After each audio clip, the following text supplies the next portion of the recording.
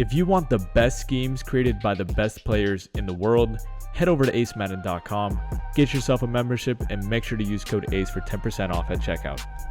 What's up, guys? It's your boy Ace from acemadden.com, and today I'm going to show you guys one of the best blitzes in the game right now. It is a new meta.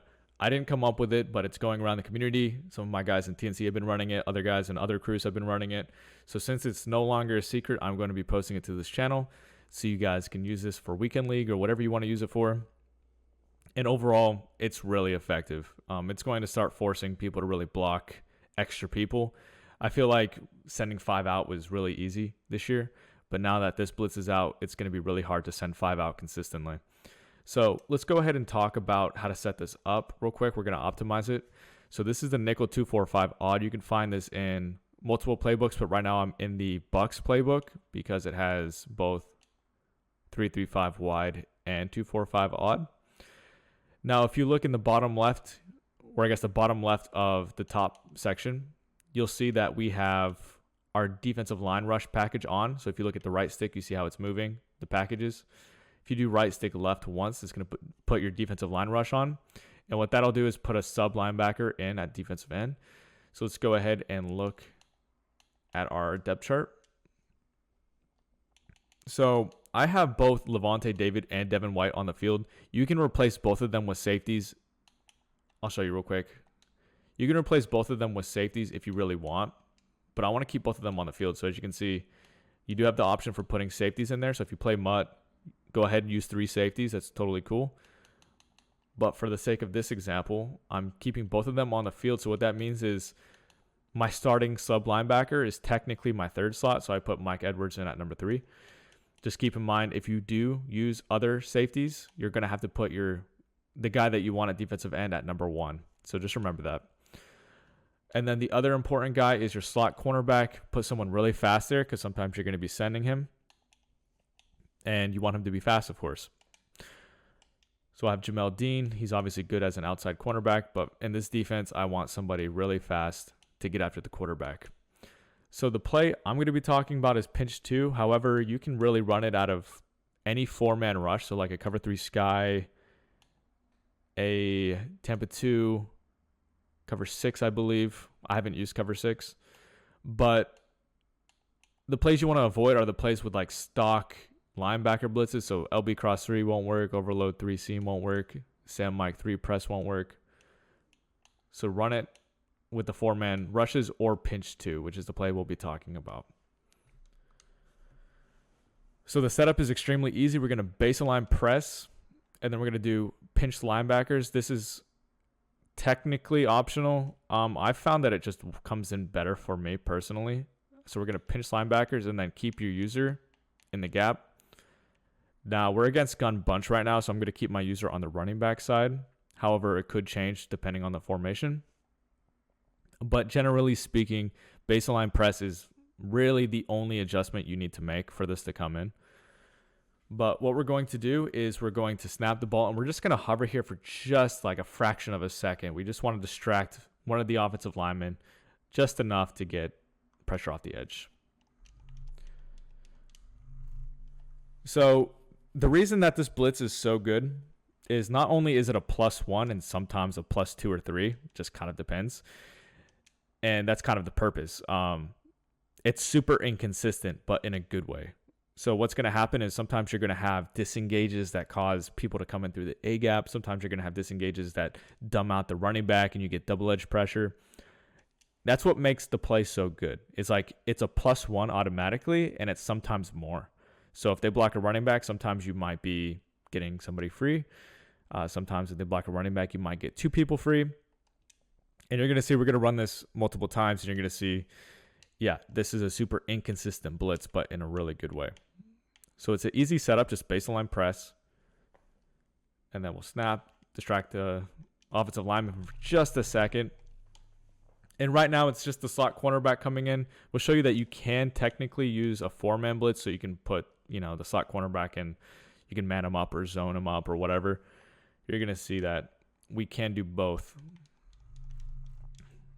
Right now, I'm not getting that guy off the edge very well on the other side. Let me go ahead and try this real quick. Let me scoot this guy in, my user, and just try to distract him.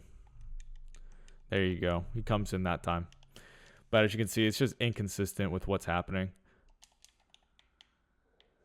And then you can block the running back, and you'll see that it does come in sometimes. So just like that, you see how both guys technically came in.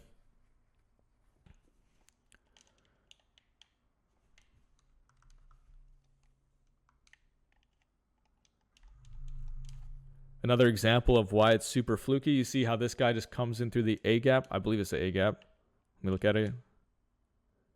That's technically the B gap. And this kind of stuff is just going to consistently happen. I really do like setting the 5-man, mainly because a lot of people are going to start blocking their running back when they see this formation. And you still want to get pressure. Like, don't get me wrong, if you send 4 and it gets picked up, but you basically come in free onto the running back, it's still good. But I just really like to make sure that the pressure's there. But of course, mix things up. You don't want to just consistently send 5 at your opponent. He will get used to it.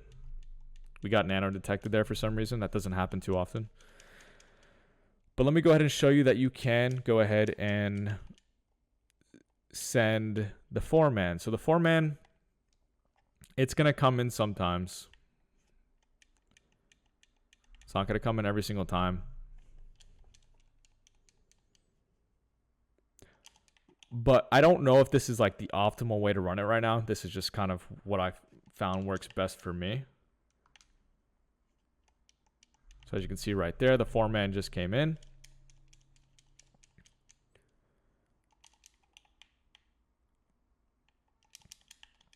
And you might be wondering, do you have to baseline press? The reason that I like the baseline press so much is because it brings this guy out here, and it makes it really hard for the tackle to get out and get him. So, yes, I would say baseline press is important. And versus other formations, I'll have to show you what you have to do with the other cornerbacks. As you can see, it came in yet again. Okay, so let's talk about another formation. We'll just go against the trips formation real quick just to show you. It's basically the same deal. And it's part of the reason I like baselining as well, is no matter what formation they come in, we're going to have the same consistent splits every single time because of the baseline. So baseline press. And then in this case, we want to use the linebacker usually that's opposite the slot cornerback. So slot cornerback's on the left right now because he's on the trip side. So I'm going to pinch my linebackers and keep this guy into the gap. And then what we'll do is, let's go ahead and send the 5-man pressure. As you can see, the slot cornerback is going to come in.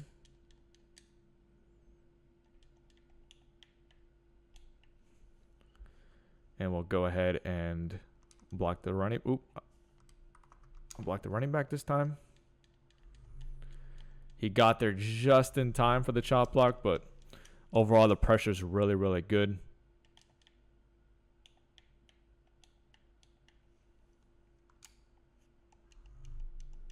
As you can see, the slot cornerback's going to consistently come in.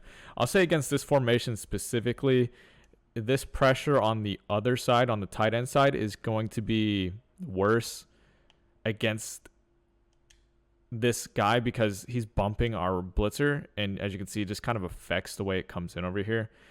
So if it's a regular trips tight end, you shouldn't have that issue at all. It's just against this formation because he's off the line. He's like detached from the line. He's going to be bumping our guy. And it might be the same for like U-trips, for instance. That's a formation that's notorious for just fucking up blitzes because of that tight end and the way he's just positioned.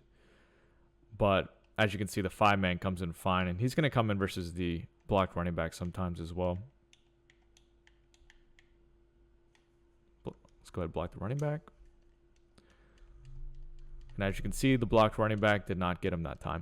So overall, guys, this is a very, very good blitz. It's easy to set up. Any of you guys could run it. If you say that you can't set this up, I mean, you guys just need to get in practice mode for like, I don't know, a minute and you'll have it down.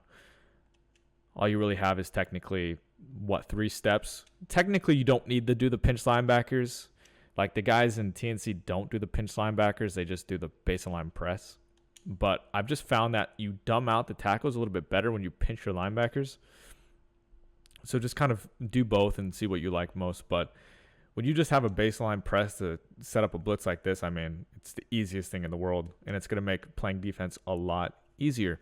All right, guys, that's going to be it for the video. Hope you enjoyed it. Please drop a like if you did. Subscribe for more Madden 22 content. And if you guys need additional help on offense or defense, head over to acemadden.com. We'll make sure to make you a beast. All right, I'll see you guys later.